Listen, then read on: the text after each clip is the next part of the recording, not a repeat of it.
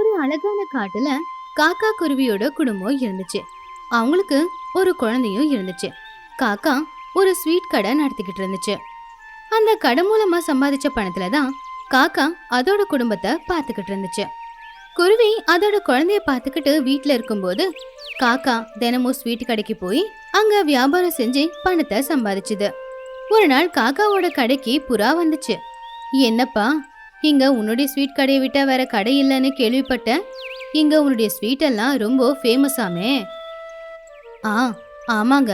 பல வருஷமா நான் இங்க ஸ்வீட் கடையை நடத்திக்கிட்டு இருக்கேன். என்னோட கடையில பல விதமான ஸ்வீட்டும் இருக்கும், ரொம்ப டேஸ்டாவும் இருக்கும். அட, உன் ஷாப்ல தான் எல்லாமே டேஸ்டா இருக்குமா? மத்தவங்க ஷாப்ல டேஸ்டா இருக்காதா என்ன? எல்லார் ஷாப்லயும் ஸ்வீட்டு டேஸ்டா தான்ப்பா இருக்கும். அதெல்லாம் சரிதாங்க. நீங்க இங்க எதுக்கு வந்தீங்க? உங்களுக்கு ஏதாவது ஸ்வீட் தேவைப்படுதா? ஸ்வீட் கடைக்கு ஸ்வீட் வாங்க வராம சிகரெட் வாங்க வருவாங்களா என்ன? ஸ்வீட் வாங்க தான்ப்பா வந்தேன்.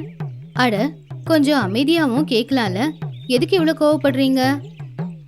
சரி, அதுவும் ஒரு 1/4 கிலோ இருந்தா கொடு. என்னது? அதாயா அமைதி. உன்கிட்ட தான் அமைதி இருக்குன்னு சொல்றியே, அதுலதான் ஒரு 1/4 கிலோ இருந்தா கொடுன்னு கேட்டேன். புறா அப்படி கோவமா பேசும்போது காக்கா அதை பத்தி எல்லாம் யோசிக்காம ஸ்வீட்டை கட்டி கொடுத்துச்சு. அப்படி பார்சல் கொடுக்கும்போது ஒரு ஸ்வீட்டை இலவசமா கொடுத்துச்சு. ஆனா அதை பார்த்து புறாவுக்கு கோவம் தான் வந்துச்சு. என்ன இது, எதுக்கு ஸ்பெஷல்லா கொடுக்குற? இதை நான் சும்மா இலவசமா தான் கொடுக்குறேன், சாப்பிடுங்க. அப்படின்னா எனக்கு என்ன, நீ பிச்சை போடுறியா? உன் ஸ்வீட்டை நீயே வச்சுக்கோ. உங்களை மாதிரி ஆளுங்க தான் ஒரு ஸ்வீட்டை கொடுத்துட்டு என்னவோ உங்க சொத்தையே எங்களுக்கு எழுதி வச்ச மாதிரி ஊரெல்லாம் சொல்லிக்கிட்டு திரிவீங்க. இப்படி அப்பாவி மாதிரி முகத்தை வச்சுக்கிட்டு நீ ஸ்வீட்டை கொடுத்தா நீ நல்லவன் அப்படின்னு நான் சந்தோஷப்பட்டுருவேனா? இந்தா பணத்தை வாங்கிக்கோ. உங்களுக்கு ஒரு கும்பிடுங்க. காலையிலேயே நல்ல கிராக்கி தான் வந்து மாட்டிருக்கு. இந்தாங்க, சில்லற பணத்தை வாங்கிக்கோங்க. என்னது, இதுல சில்லற மிச்சம் இருக்கா? அவ்வளோ கம்மி விலைக்கா நீ ஸ்வீட்டை விற்கிற? எங்க ஊர்ல இந்த ஸ்வீட்டுக்கு நிறைய விலை இருக்குமே. உன்னை பார்த்தா பைத்தியக்கார மாதிரி தான் இருக்க. இவ்வளோ கம்மி விலைக்கா ஸ்வீட்டை விற்பாங்க? சரி சரி, அதெல்லாம் உன் விருப்பம் அப்படின்னு புறா சில்லறைய வாங்கிட்டு அங்கிருந்து போயிடுச்சு. புறா போனதுக்கு அப்புறமா காக்கா யோசிக்க ஆரம்பிச்சது. அன்னைக்கு கொஞ்சம் ஸ்வீட்டை எடுத்துக்கிட்டு காக்கா வீட்டுக்கு போச்சு. வீட்டுல பொண்டாட்டி குருவி சாப்பாடு பரிமாறும் போது காக்கா மட்டும் யோசிச்சுக்கிட்டே இருந்துச்சு. ஏங்க, என்னாச்சு? எதை பத்தி இப்படி யோசிச்சுக்கிட்டு இருக்கீங்க? சாப்பாடு போட்டு முன்னாடியே வச்சிருக்க, சாப்பிட பிடிக்கலையா? வேற ஏதாவது செய்யவா? ஆஹா, வேணாம் வேணாம், வேற எதையும் சமைக்காத. நான் வேற ஒரு விஷயத்த பத்தி யோசிச்சுக்கிட்டு இருக்கேன். அது என்னன்னா அப்படின்னு காக்கா அது கடைக்கு வந்த புறாவை பத்தியும் அங்க நடந்த விஷயத்த பத்தியுமே சொல்லுச்சு. அதை கேட்டதும் குருவி இப்படி சொல்லுச்சு. இங்க பாருங்க, வந்தவங்க யாருன்னு தெரியாது.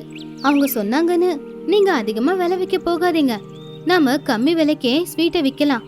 அது நமக்கும் நல்லது, நம்ம கிட்ட ஸ்வீட் வாங்குற இந்த ஊர்க்காரங்களுக்கும் நல்லது. நீ இன்னும் இந்த ஊர்க்காரங்களை பத்தியே தான் யோசிச்சுக்கிட்டு இருக்க. நாம இப்படி வியாபாரம் செய்யறதுனாலதான் நமக்கு எதுவுமே மிச்சமாக மாட்டேங்குது. இனி உன்னோட பேச்செல்லாம் நான் கேட்க போறதில்ல. நான் ஸ்வீட்டுக்கு விலைய அதிகமாக்க போறேன். அதிக விலைக்கு தான் இனி வியாபாரமும் செய்ய போறேன்.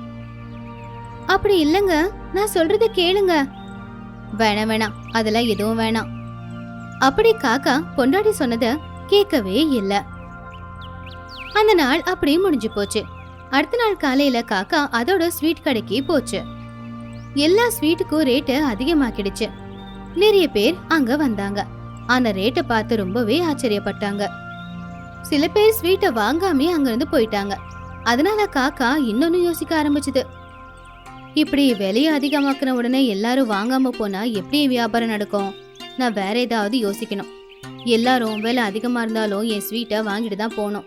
பேசாம ஸ்வீட்டை சின்ன சின்னதா ஆக்கி அத நிறைய பீசஸ் கொடுத்தா நிறைய பீஸ் வருது, பரவாயில்ல விலைன்னு சொல்லுவாங்க அப்படின்னு யோசிச்சுது. அப்படி அடுத்த நாளே கலப்படமான பொருட்களை வாங்கி அதை வச்சு ஸ்வீட்டை செஞ்சது. குறைஞ்ச விலையிலேயே நிறைய ஸ்வீட்டையும் செஞ்சது. அதுக்கப்புறமா கம்மி விலைக்கு அதிகமான ஸ்வீட் அப்படின்னு ஒரு போர்டையும் வச்சுது. அதை பார்த்து நிறைய பேர் காக்காவோட ஸ்வீட் கடைக்கு வந்தாங்க.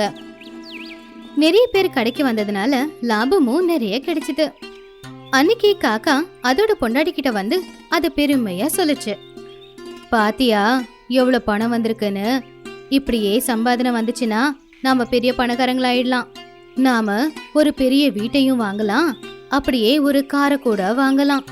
நீ கவலைப்படாத, உனக்கும் உடம்பு நிறைய போட்டுக்க நகைகளையும் வாங்கி தரேன். சிச்சி, எனக்கெல்லாம் எதுவும் வேண்டாம். நீங்க கலப்படம் செய்யப்பட்ட பொருட்களால செஞ்ச ஸ்வீட்டை வித்து இப்படி பணம் சம்பாதிக்கிறீங்க. அந்த சம்பாத்தியம் ரொம்ப நாளுக்கு நிலைக்காத, நீங்க பாருங்க. போது நிப்பாட்றியா? புருஷனுக்கு வர வருமானத்தை பார்த்து பொண்டாட்டி சந்தோஷப்படணும். நீ என்னடானா கோவப்படுறியே? என்னைக்காவது ஒரு நாள் நீ என்னை பத்தி யோசிச்சு பெருமை படத்தான் போற, நான் பார்க்கத்தான் போறேன் அப்படின்னு காக்கா சம்பாதிச்ச பணத்தை பெட்டியில எடுத்து வச்சுது. அப்படி காக்கா தினமும் பணத்தை சம்பாதிச்சு அதோட பெட்டியில எடுத்து வச்சுக்கிட்டு இருந்துச்சு. இப்படியே செஞ்சு செஞ்சு காக்கா நிறைய பணத்தையும் சேர்த்து வச்சுது. இப்படி இருக்கும்போது ஒரு நாள் காக்காவோட குழந்தைக்கு திடீர்னு உடம்பு முடியாம போயிடுச்சு. குருவி அதோட குழந்தைய பார்த்து ரொம்பவே தவிச்சு போச்சு. உடனே குழந்தைய அவங்க ஹாஸ்பிட்டலுக்கு கூட்டிட்டு போனாங்க. அங்க டாக்டர் வேற யாரும் இல்ல, அதே புறாதான். என்னப்பா இங்க வந்திருக்க? ஸ்வீட் கடையில இருந்து இருந்து உனக்கு சுகர் வந்துருச்சா என்ன? என் குழந்தைக்கு ரொம்ப உடம்பு முடியலங்க, கொஞ்சம் என்னாச்சுன்னு பாருங்க. உன் குழந்தைக்கு மட்டும் இல்ல, உங்க ஊர்ல இருந்து நிறைய பேர் இப்பெல்லாம் இந்த ஹாஸ்பிட்டலுக்கு வந்துட்டு இருக்காங்க. என்ன ஆச்சுன்னு தெரியல, பாவம் நிறைய பேர் ரொம்ப கஷ்டப்படுறாங்க. உடம்பு முடியாம இருக்கிற அவங்க எல்லாரையும் பார்த்து எனக்கும் ரொம்ப கவலையா தான் இருக்கு. சரி, எங்க உன் குழந்தை? கூட்டிட்டு வந்து காட்டு. டாக்டர், இதுதான் என் குழந்தை, என்னன்னு பார்த்து சொல்லுங்க டாக்டர், நீங்க தான் எப்படியாவது காப்பாத்தணும். காக்காவோட குட்டிய பார்த்துட்டு மருந்து கொடுத்துச்சு டாக்டர். அதுக்கப்புறம் காக்கா குருவி 2 பேர் அவங்க குழந்தைய வீட்டுக்கு கூட்டிட்டு வந்தாங்க. குருவி ரொம்பவே கவலையா இருந்துச்சு. பாத்தீங்களா, அங்க ஹாஸ்பிட்டல் இருந்தாங்களே நம்ம ஊருக்காரங்க, எல்லாரும் உங்ககிட்ட ஸ்வீட் வாங்கி சாப்பிட்டவங்க தான். நீங்க பேராசையில பணத்துக்கு ஆசைப்பட்டு கலப்படம் செய்யப்பட்ட இனிப்பு செய்றீங்க, அதனாலதான் அவங்க எல்லாருக்கும் உடம்பு முடியாம போகுது. தயவு செஞ்சு அப்படியெல்லாம் பேசாதடி. நான் என்ன பண்ணாலும் நம்மளுடைய குடும்பத்துக்காக தானே.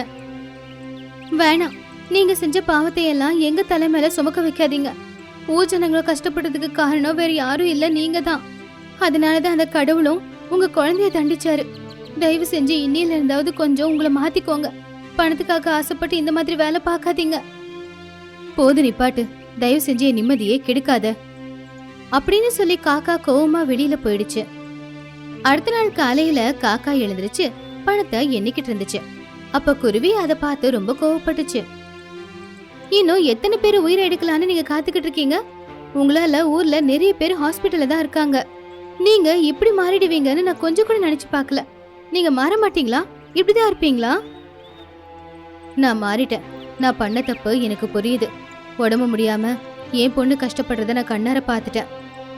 பேராசையால நான் செஞ்ச தப்பால இன்னைக்கு நிறைய பேர் பாவம் அவங்களுடைய உயிருக்கே போராடிக்கிட்டு இருக்காங்க. இனிமே நான் அந்த தப்பு பண்ண மாட்டேன். இந்த பணத்தை எடுத்துட்டு போய் அவங்க எல்லாருக்கும் வைத்தியம் பார்க்க போறேன். இந்த பணத்தை வச்சு அவங்க எல்லாரையுமே நான் குணமாக்க போறேன் அப்படின்னு சொல்லி காக்கா அங்கிருந்து போச்சு. அதோட கடையில ஸ்வீட் சாப்பிட்டு உடம்பு முடியாம இருக்கிறவங்களுக்கு அதுகிட்ட இருக்கிற பணத்தை கொடுத்து உதவி பண்ணுச்சு. இதை எல்லாத்தையுமே புறாவும் பார்த்துச்சு. என்னப்பா எல்லாருக்கும் பணத்தை கொடுத்துக்கிட்டு இருக்க? ஒருவேளை இவங்க எல்லாரும் உன்னோட கடையில ஸ்வீட் வாங்கி சாப்பிட்டாங்களா என்ன? ஐயோ, அப்படிலாம் ஒண்ணும் இல்லைங்க. பாவம் அவங்களுக்கு உதவி செய்யலான்னு தான் நான் வந்தேன். சந்தோஷம். உன்ன மாதிரி ஆட்கள் இருக்கிறதுனால தான் இப்பெல்லாம் கொஞ்சம் கொஞ்சமா ஏதோ மழை பெஞ்சுக்கிட்டு இருக்கு அப்படின்னு எனக்கு தோணுது. இப்படியே எல்லாருக்கும் உதவி செஞ்சுக்கிட்டே இரு. அப்படியே உன் கடையில செய்யற ஸ்வீட்டை அடிக்கடி எனக்கு கொடுத்து விட்டுக்கிட்டு இரு. சும்மா இல்ல, பணத்தை கொடுத்துடுறேன். சரிங்க டாக்டர், அனுப்பி வைக்கிறேன் அப்படின்னு சொல்லி காக்கா அங்கிருந்து கிளம்பி அதோட வீட்டுக்கு போச்சு. வீட்டுக்கு போனதுக்கு அப்புறமா அதோட பொண்டாட்டி குருவியையும் பொண்ணு குருவியையும் காக்கா கட்டி பிடிச்சுது. இனிமே பேராசப்பட்டு இந்த மாதிரி வேலையெல்லாம் நான் செய்ய மாட்டேன். கம்மி விலைக்கே நான் நல்ல ஸ்வீட்டையே விற்கிறேன்.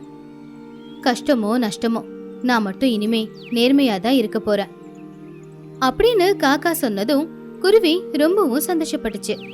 புருஷனோட கண்ணீரை குருவி தொடச்சு விட்டுது.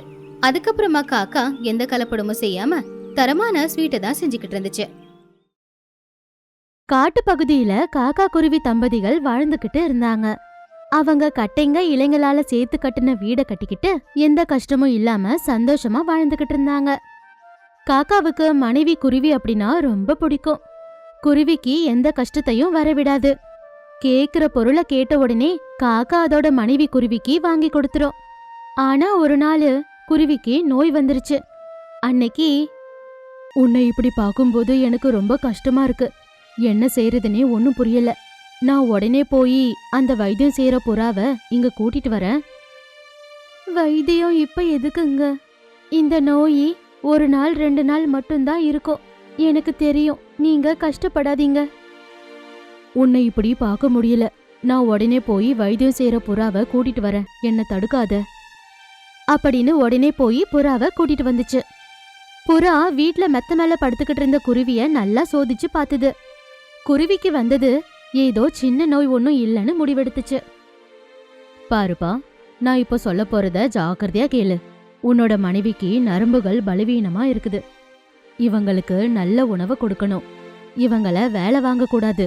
நான் கொடுக்கற மருந்த சாப்பிட்டா இவங்க நோய் குணமாகிடும். ஒரு 10 நாளைக்கு நீங்க ஜாக்கிரதையா பாத்துக்கணும், சரியா? இப்போ நான் போயிட்டு வரேன் அப்படின்னு புறா அங்கிருந்து போயிடுச்சு. காக்கா அதோட மனைவி குருவிய புடிச்சுக்கிட்டு கண்ணீர் விட்டுச்சு. அப்பத்துல இருந்து அதோட மனைவிய கிட்ட இருந்து ரொம்ப ஜாக்கிரதையா பாத்துக்கிட்டு இருந்துச்சு. இப்படி 10 நாட்கள் ஆச்சு. குருவிக்கு குணமாகிடுச்சு. குருவிய பார்த்து காக்கா ரொம்ப சந்தோஷப்பட்டுச்சு. என்னங்க, எனக்கு நோய் முழுசா குணமாகிடுச்சு. பாருங்க, நான் எவ்வளவு சந்தோஷமா இருக்கேன்னு. இன்னில இருந்து நீங்க எனக்கு சமைக்க வேண்டிய அவசியமே இல்ல. நானே சமைக்கிறேன். இனிமே நீ சமைக்க வேண்டிய அவசியமே இல்ல. இன்னில இருந்து நம்ம வீட்டுக்கு ஒரு அம்மா வருவாங்க. அவங்களே எல்லா வேலையும் பார்த்துப்பாங்க. நமக்கு பெருசா துணையா யாரும் இல்லல்ல. அவங்களே இனிமே நமக்கு துணையா இருப்பாங்க. யாருங்க அவங்க? நம்ம ஊர்க்காரங்களா இல்ல நம்ம சொந்தக்காரங்களா? அவங்க ஒரு அனாதை. இனிமே நம்ம கூட சேர்ந்து நம்ம குடும்பத்துல இருப்பாங்க. உனக்காக தினமும் உணவு கொண்டு வர்றதுக்காக நான் போவேன் இல்லையா? அவங்க அங்க தனியா வாழ்ந்துகிட்டு இருந்தாங்க. நானும் உன்னை பத்தி சொல்லியிருக்கேன். இப்படி காக்காவும் குருவியும் பேசிக்கிட்டு இருக்கும் போதே அந்த இடத்துக்கு கிளி வந்துச்சு. காக்கா குருவி தம்பதிகளை பார்த்து கிளி ரொம்பவே சந்தோஷப்பட்டுச்சு. வணக்கம் அம்மா, நீங்க வீட்டுக்கு வந்ததுல எனக்கு ரொம்ப சந்தோஷமா இருக்கு. இப்பதான் அவரு உங்களை பத்தி சொல்லிட்டு இருந்தாரு. அதுக்குள்ள நீங்களே வந்துட்டீங்க. கொஞ்சம் நீங்க தண்ணி குடிங்க. வேணாமா, இப்பதான் அந்த குளத்துல நான் தண்ணி குடிச்சிட்டு வந்தேன். அந்த தண்ணி ரொம்ப சுவையா இருக்கு. இந்த காட்டுல இந்த இடம் ரொம்பவே அழகா இருக்கு. எனக்கு எப்பத்துல இருந்தோ இந்த இடத்துல வாழணும்னு இருக்கு. ஆனா நான் இருக்கிற இடத்த விட்டு இங்க வர்றதுக்கு எனக்கு கொஞ்சம் மனசு வரல. அப்போ இப்போ எதுக்கு வந்தீங்க? மனச கொன்னுட்டு வர்றதுனால நீங்க ரொம்ப கஷ்டப்படுவீங்களே. ஆமாப்பா, நானும் என் கணவரும் ரொம்ப சந்தோஷமா வாழ்ந்துகிட்டு இருந்தோம். அந்த வீடு எனக்கு ஒரு வரம். அந்த வீட்ல தானே நான் அவர் கூட சேர்ந்து வாழ்ந்துகிட்டு இருந்தேன். அவரோட ஞாபகம் எல்லாம் அந்த வீட்லயே இருக்கு. ஆனா எதுக்கு வர வேண்டியதாயிடுச்சுன்னா, அவரு சாகும்போது என்கிட்ட ஒரு வாக்கு வாங்கிட்டாரு. என்னம்மா அது? சாகும்போது நான் ஒரு அனாதையா தனியா சாக கூடாதுன்னு அவரு என்கிட்ட சத்தியம் வாங்கிட்டாரு. யாரா இருந்தாலும் சரி, அனாதையா சாக கூடாது அப்படின்னு கிளி கண்ணீர் விட்டுச்சு. கிளிய பார்த்து குருவி கூட கஷ்டப்பட்டுச்சு. காக்கா அமைதியா கிளி சொல்றத கேட்டுக்கிட்டு இருந்துச்சு. கஷ்டப்படாதீங்கம்மா, எனக்கு யாரும் இல்ல. ஆனா என் புருஷனுக்கு கொடுத்த வாக்க காப்பாத்தணும்னு நினைக்கிறேன். அப்பதான் நான் உங்க கணவரை பார்த்தேன். உங்களை பத்தியும் சொன்னாரு. அதுக்குதான் நான் இங்க இருக்கலான்னு முடிவெடுத்துட்டேன்.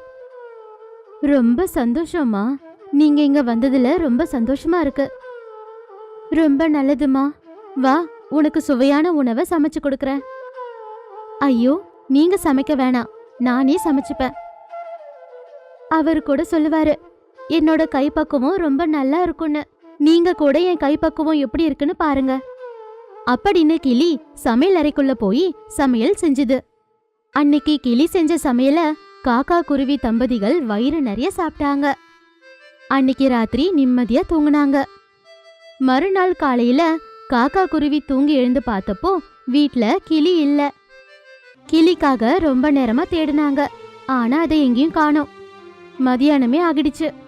கிளி எங்க போச்சுன்னு தெரியாம குருவி ரொம்பவே கஷ்டப்பட்டுச்சு. அப்போ கிளி வீட்டுக்கு வந்துச்சு. நீங்க எங்க போயிட்டீங்க? உங்களை காணுமே அப்படின்னு நாங்க எவ்வளவு தேடணும் தெரியுமா?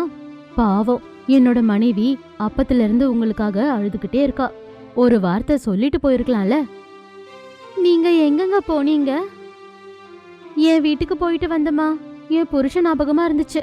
அதுக்கு தான் என்னோட வீட்டுக்கு போயிட்டு இங்க வந்துட்டேன். எனக்காக கஷ்டப்படுறவங்க யாருமே இல்லைன்னு நினைச்சுக்கிட்டு இருந்தேன். ஆனா உங்களை பார்க்கும்போது எனக்கு ரொம்ப சந்தோஷமா இருக்கு.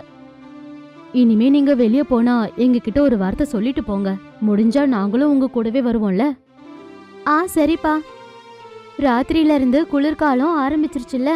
இந்த காட்டுல குளிர்காலம் வந்தா போதும், ரொம்ப கஷ்டமா இருக்கும். எனக்கு குளிர்னாலே பயம். போன வருஷமே குளிரால செத்து போயிருப்பேன். அந்த பனி மழையால நான் நரகத்தையே பார்த்துட்டு வந்துட்டேன்.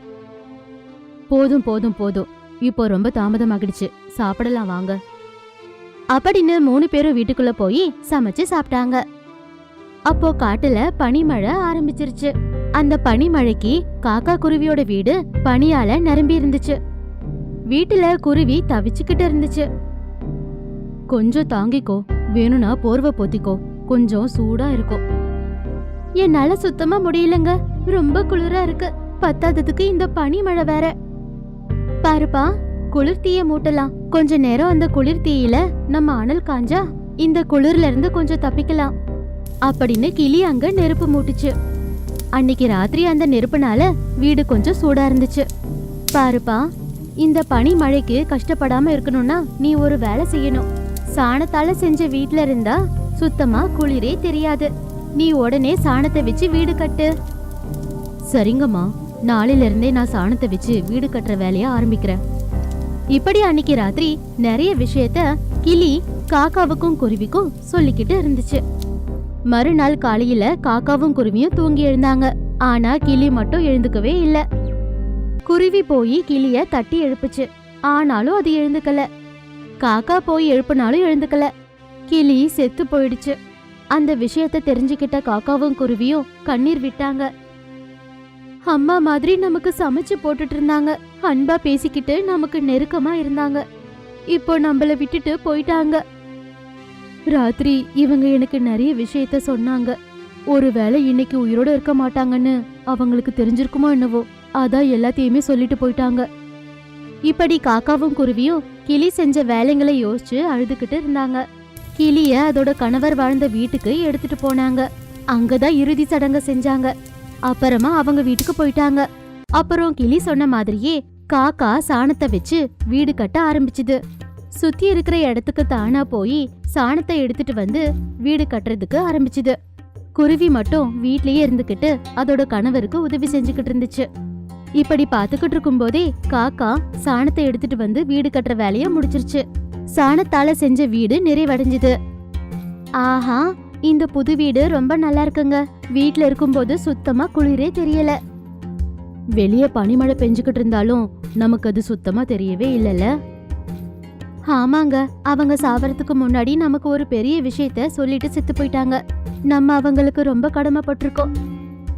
இப்பதான் அவங்க இல்லையே, அவங்க கடமைய நம்ம எப்படி தீக்கிறது? இவ்வளவு அழகான சாண வீடு கட்டுறதுக்கு காரணம் அவங்கதான். ஆனா இப்போ இத பாக்குறதுக்கு அவங்க இந்த உலகத்துல இல்லல. இப்படி காக்கா சொல்லிக்கிட்டு இருக்கும் போதே குருவி மயங்கி விழுந்துருச்சு. மறுபடியும் என்னாச்சோன்னு காக்கா டென்ஷன் ஆகிடுச்சு. உடனே அந்த ஊரு வைத்தியரு புறா கிட்ட போய் அவரை வீட்டுக்கு கூட்டிட்டு வந்துச்சு. குருவிய பரிசோதிச்ச புறாவோட முகத்துல புன்னகை. காக்காவுக்கு ஒண்ணுமே புரியல. என்னாச்சுங்க, என் மனைவிக்கு மறுபடியும் ஏதாவது பிரச்சனை வந்துருச்சா? இது பிரச்சனை ஒண்ணும் இல்லையா, நல்ல செய்தி, நீங்க அப்பாவாக போறீங்க. காக்காவுக்கு இத கேட்டதும் ஆனந்தம் தாங்க முடியல. ரொம்ப சந்தோஷப்பட்டுச்சு. புதுசா சாணத்தால செஞ்ச வீட்டுக்கு வந்த உடனே விசேஷம். எங்க பிரச்சனை எல்லாம் தீந்துருச்சு. இப்போ நாங்க அப்பா அம்மா ஆக போறோம். எனக்கு ரொம்ப சந்தோஷமா இருக்கு அப்படின்னு காக்கா குருவி கூட சேர்ந்து ரொம்ப சந்தோஷப்பட்டுச்சு. அதுக்கு அப்புறமா அந்த சாண வீட்லயே குருவி காக்கா தம்பதிகள் இருந்துகிட்டு சந்தோஷமா வாழ்ந்தாங்க.